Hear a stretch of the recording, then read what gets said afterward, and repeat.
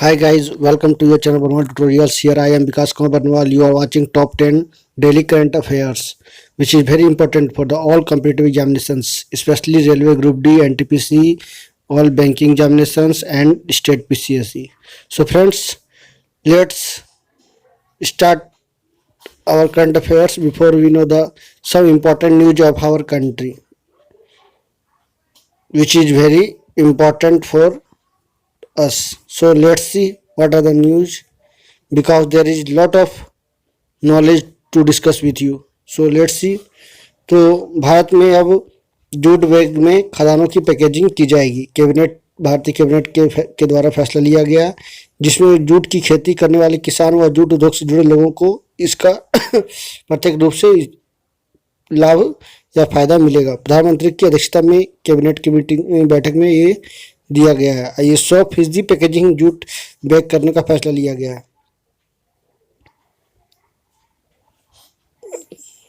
इसके साथ ही गुजरात के जो पूर्व मुख्यमंत्री थे केशुभाई पटेल वो नहीं रहे. बहुत ही जुझारू नेता थे. उसके बारे में मैं आगे बताऊंगा.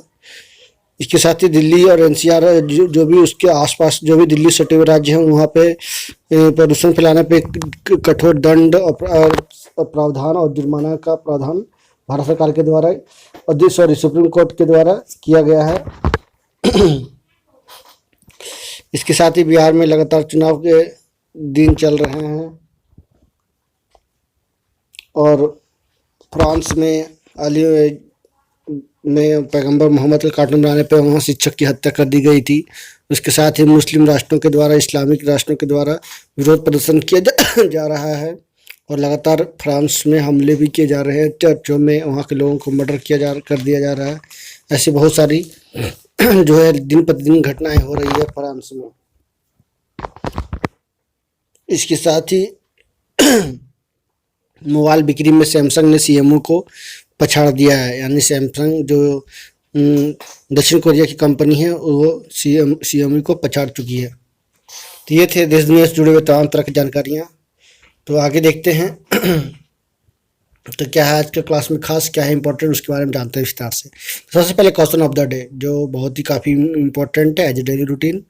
उसके बाद आज का इतिहास यानी आज के दिन जो भी अतीत में घटनाएं घटी है उसे 5 सवाल दिए जाते हैं साथ ही उसके जवाब भी. उसके बाद मोटिवेशन लाइन जो हमारे क्लास का गुरूर है और टॉप 10 डेली करंट अफेयर्स और आखिरी में अबाउट द स्टेट्स में अभी मैं कंट्री सीरीज लेकर चल रहा हूँ ताकि जो भी छोटे छोटे देश हैं जिनको लोग नहीं जानते हैं उसके बारे में विस्तार से बता सकूं और आप लोग इसके बारे में इसका जानकारियां प्राप्त कर सको. आगे देखते हैं क्वेश्चन ऑफ द डे. उद्योग एवं आंतरिक व्यापार संवर्धन विभाग ने विभिन्न प्रकार के चमड़े के जूते चप्पलों की गुणवत्ता नियंत्रण नियम जारी किए हैं. इनमें दंगों से बचाव के लिए पहने जाने वाले जूते भी शामिल है.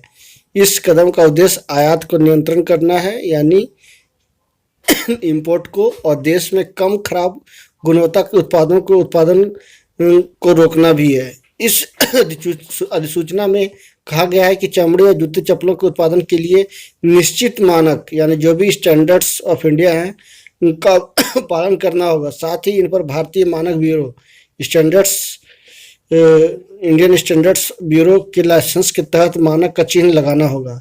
इनके बिना इन उत्पादों का उत्पादन बिक्री व्यापार आयात और भंडारण नहीं किया जा सकेगा.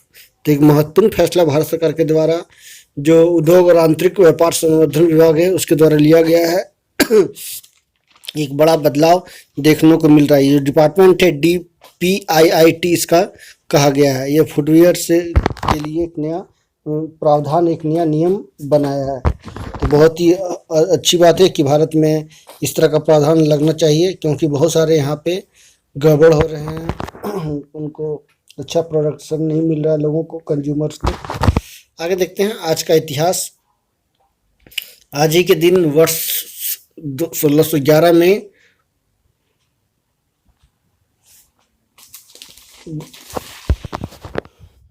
गुस्टाफ द्वितीय एडोल्फ 17 साल की उम्र में स्वीडन का राजा बना था. तो मात्र 17 साल की उम्र में स्वीडन का राजा बनाया गया था. किसको? गुस्टाफ द्वितीय एडोल्फ को. नेक्स्ट देखते हैं आज ही के दिन वर्ष 1909 में मशहूर वैज्ञानिक होमी जहांगीर भाभा का जन्म हुआ था. इनके नाम से मुंबई में एक साइंस साइंस संस्थान भी है, रिसर्च ऑर्गेनाइजेशन भी है। आगे देखते हैं, आज ही के दिन वर्ष 1956 में भारत का पहला 5 सितारा होटल अशोक खुला था। अशोका इंटरनेशनल अभी जो चलता है, अशोक के नाम से खुला था। नेक्स्ट देखते हैं, आज ही के दिन वर्ष 1963 में अफ्रीकी देश मोरक्को और अल्जीरिया ने युद्ध विराम संधि पर हस्ताक्षर किए थे। तो ये था आज का इतिहास। आगे जानते हैं आज का मोटिवेशन लाइन। देखते हैं क्या है आज का motivation line, because that is our गुरूर of my class. Push yourself because no one else is going to do it for you.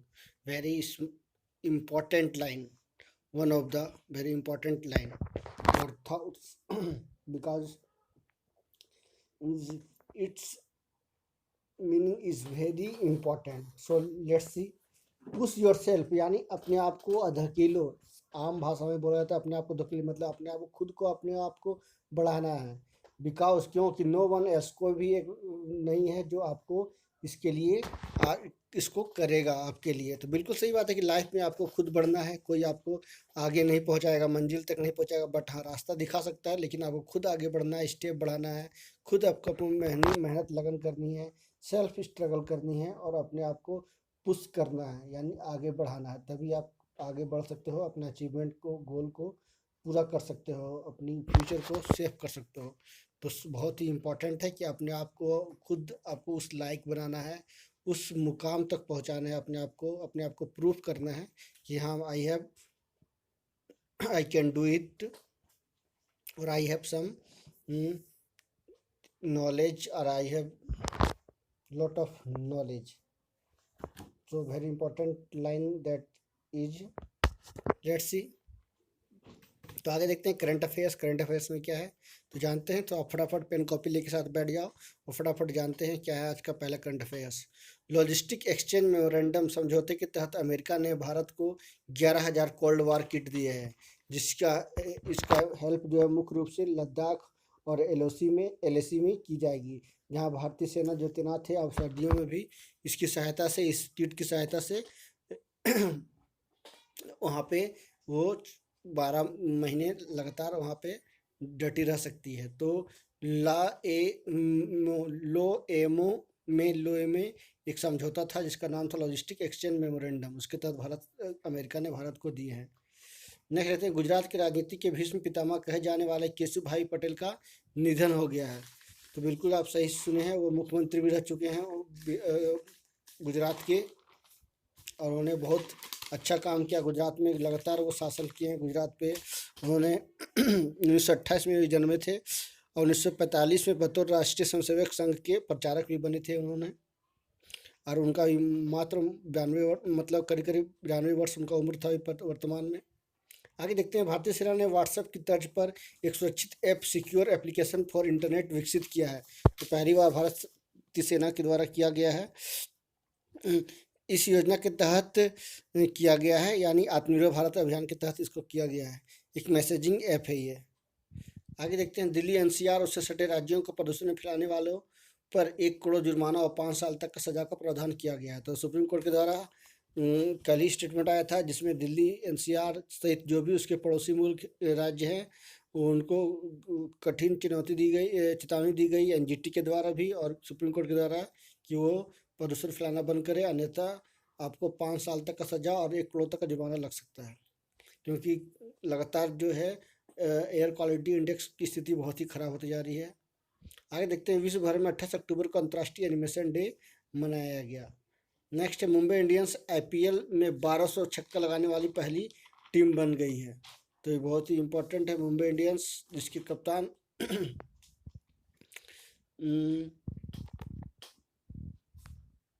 Surya Kumar हैं, सॉरी बल्लेबाज सूर्य कुमार। आरबीसी के जो हैं वो विराट कोहली हैं।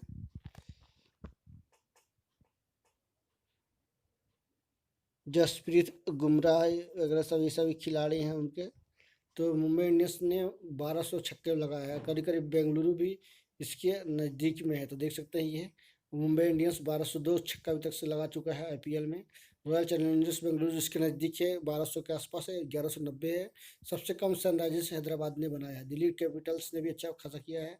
किंग्स 11 पंजाब ने 10,055, रॉयल्स बेंगलुरु भी बता दिया। सुपर किंग्स जो है चेन्नई सुपर किंग्स 1040 रन छक्के मारे हैं। आगे देखते हैं, अमिताभ बच्चन को भारत का सबसे मूल्यवान ब्रांड के रूप में चुना गया है। तो एकमात्र ऐसे भारतीय हैं जो अमिताभ बच्चन, जिनको भारत का सबसे मूल्यवान ब्रांड के रूप में चुना गया है। एक इम्पॉर्टेंट सवाल बन सकता है रेलवे ग्रुप डी में, सबसे भारत का मूल्यवान ब्रांड किनको चुना गया है, तो अमिताभ बच्चन को। नेक्स्ट देखते हैं, सऊदी अरब ने G20 सम्मेलन के लिए विश्व मानचित्र के विशेष नोट जारी किए हैं, जिसमें भारत का जो जम्मू कश्मीर है और लद्दाख क्षेत्र है और गुलाम कश्मीर जो है पीओके है, उसको हटा दिया गया है भारतीय नक्शा वर्ल्ड मैप से। तो इससे भारत दुखी, एक तरह से आप कह सकते हैं कि भारतीय एम्बेसडर जो हैं और विदेश मंत्री इसमें विरोध जताने वाले हैं, और वो अगले नवंबर में G20 का बैठक होने वाली है। उसमें संशय बरकरार है कि भारत उसमें भाग लेगा कि नहीं लेगा, क्योंकि भारत चाहता है कि जम्मू कश्मीर और लद्दाख का जो क्षेत्र है उसको दिखाया जाए। तो अभी तक से कोई स्टेटमेंट नहीं आया है और ना इसमें सुधार किया गया है सऊदी अरब के द्वारा, लेकिन भारत सरकार इंतजार कर रही है। अब देखते हैं क्या होता है आगे। यदि नहीं हटाया जाएगा तो भारत उसका विरोध करेगा, और उसमें हमको लग रहा है कि वो G20 सम्मेलन में भाग नहीं ले सकता। देखिए, सऊदी अरब के कुछ जो नोट है, जो कॉइन्स है, उसको हलालास कहा गया है। 1 रुपया, 5 रुपया, 10 रुपये जो हम लोग यहाँ चलते हैं, वहाँ 1 हलालास, 2, 5 हलालास, 10 हलालास, 25 हलालास, 50 रुपया कहा गया है। और सबसे बड़े बड़े जो नोट होते हैं 100-200 के, उसको रियाल्स कहा गया सऊदी अरब का। तो कॉइन्स और रियाल्स, इट इज सब डिवाइडेड इनटू 100 हलालास। तो ये देखिए, नोट्स है 500 के, 100 के, 50 के। ये कुछ नोट्स जो दिखाए गए हैं वो सऊदी अरब के थे। आगे देखते हैं, भारत यानी भारत की जो संस्था है इसरो, अमेरिका की अंतरिक्ष एजेंसी नासा के साथ मिलकर 2022 तक निसार उपग्रह लॉन्च करेगी। नेक्स्ट देखते हैं, भारतीय और आज का आखिरी करंट अफेयर्स। भारतीय रेलवे ने यात्रियों को सम्मान, यहाँ जो लगेज होते हैं, को होम डिलीवरी के लिए बैग्स ऑन व्हील सर्विस शुरू किया है। तो पहली बार भारतीय रेल के द्वारा ऐसा सुविधा दी गई है कि उनके जो लगेज होते हैं या बैग्स होते हैं उनको होम डिलीवरी किया जाएगा। तो एक अच्छी इनिशिएटिव है भारतीय रेलवे के द्वारा, इंडियन रेलवे के द्वारा। इंडियन रेलवे अभी लगातार प्राइवेटाइजेशन की ओर चल रही है। नए नए जितने भी तेजस ट्रेन चल रहे हैं या और भी जितने भी नए नए ट्रेन चल रहे हैं, सभी IRTC के द्वारा और प्राइवेट PPE के आधार पे, PPP पब्लिक प्राइवेट पार्टनरशिप के थ्रू चलाए जा रहे हैं।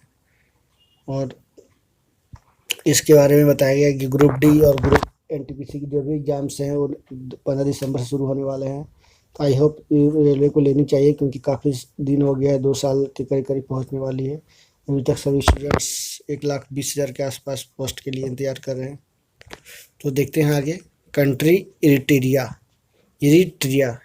पूर्वोत्तर अफ्रीका की स्थित एक देश है, जिसे आधिकारिक तौर पर इरिट्रिया राज्य के नाम से जाना जाता है। इसके पश्चिम में सूडान, दक्षिण में इथियोपिया और दक्षिण पूर्व में जिबूती स्थित है। देश के पूर्व और उत्तर पूर्व भाग में सऊदी अरब और यमन के सीधे सिद्ध में लाल सागर की विशाल तटरेखा है।